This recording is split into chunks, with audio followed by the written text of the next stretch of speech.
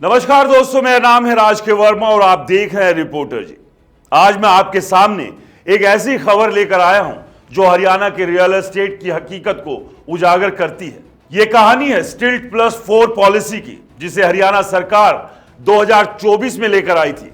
सुनने में तो यह बड़ा लुभावना सपना लगता है। अपने प्लॉट पर 4 मंजिल बनाओ, किराए से कमाई करो या बेचकर मुनाफा कमाओ। लेकिन जब हकीकत सामने आई तो यह सपना एक जाल बन गया। आज हम इस पॉलिसी की परतें खोलेंगे, तथ्यों और आंकड़ों के साथ देखेंगे ये कितना सच है, कितना झूठ और इसके पीछे की सच्चाई क्या है। सबसे पहले बात करते हैं ये पॉलिसी है क्या। हरियाणा सरकार 16 नवंबर 2023 को स्टिल्ट+4 पॉलिसी की अधिसूचना जारी करती है, जिसे 2024 में लागू किया गया। इसका मकसद था सेक्टर्स और दीनदयाल जन आवास योजना के तहत प्लॉट मालिक अपने प्लॉट पर स्टिल्ट और 4 मंजिल बना सके। सरकार का दावा था कि इससे शहरी इलाकों में जगह का बेहतर इस्तेमाल होगा, लोग किराए से कमाई करेंगे और रियल एस्टेट में निवेश बढ़ेगा। गुरुग्राम जैसे शहरों में जहां सेक्टर्स में प्लॉट्स की कीमतें 1 से 2 करोड़ रुपए तक है, यह पॉलिसी सुनहरे मौके की तरह लगी। लेकिन वादा जितना बड़ा था, उसकी शर्तें उतनी ही पेचीदा थी। आपके प्लॉट के सामने कम से कम 10 मीटर चौड़ा रोड होना चाहिए। अगर रोड 9.9 मीटर भी हुआ तो 4 फ्लोर की परमिशन नहीं मिलेगी। DDJAY कॉलोनीज, अगर प्लॉट 18% डेंसिटी यानी कि 180 लोग प्रति एकड़ वाले लाइसेंस्ड प्रोजेक्ट में है तो 4 फ्लोर बन सकते हैं। लेकिन 13.5 डेंसिटी यानी कि 135 लोग प्रति एकड़ में सिर्फ 3 फ्लोर। एनओसी, अपने लेफ्ट और राइट के पड़ोसियों से एनओसी आपको लेनी होगी। अगर वो मना कर देते हैं तो खेल खत्म।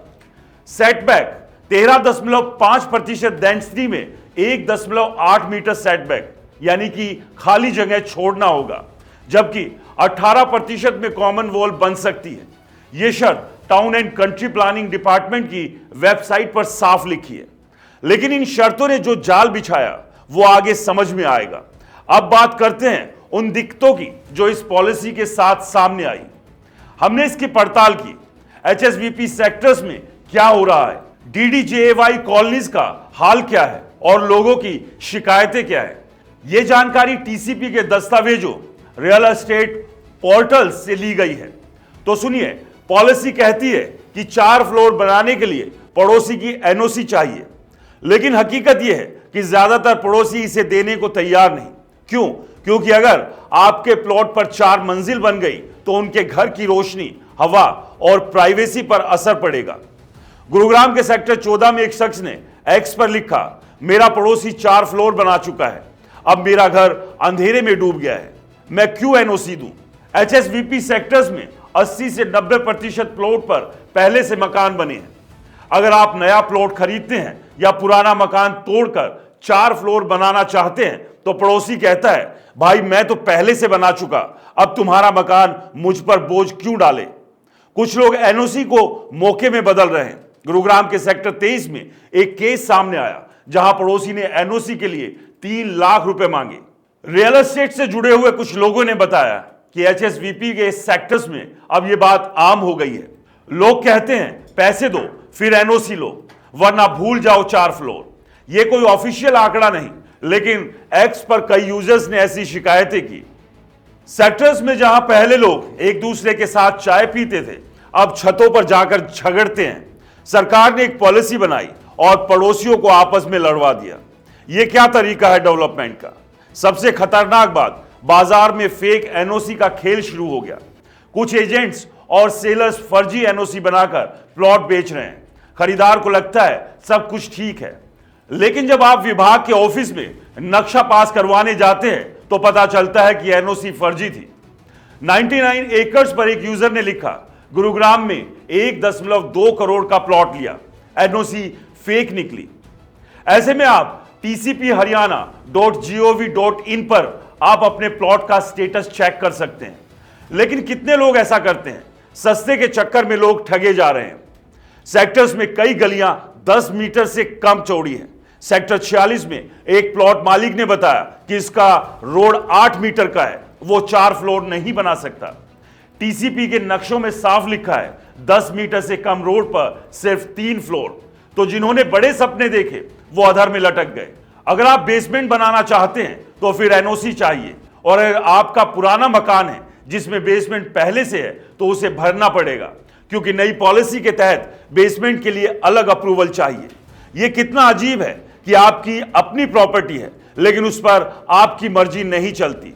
अब कुछ आंकड़े देखिए। एचएसवीपी सेक्टर्स में डेवलपमेंट 99 एकर्स की 2025 की रिपोर्ट के मुताबिक गुरुग्राम के सेक्टर्स में 85% प्लॉट्स पर पहले से मकान बने हैं।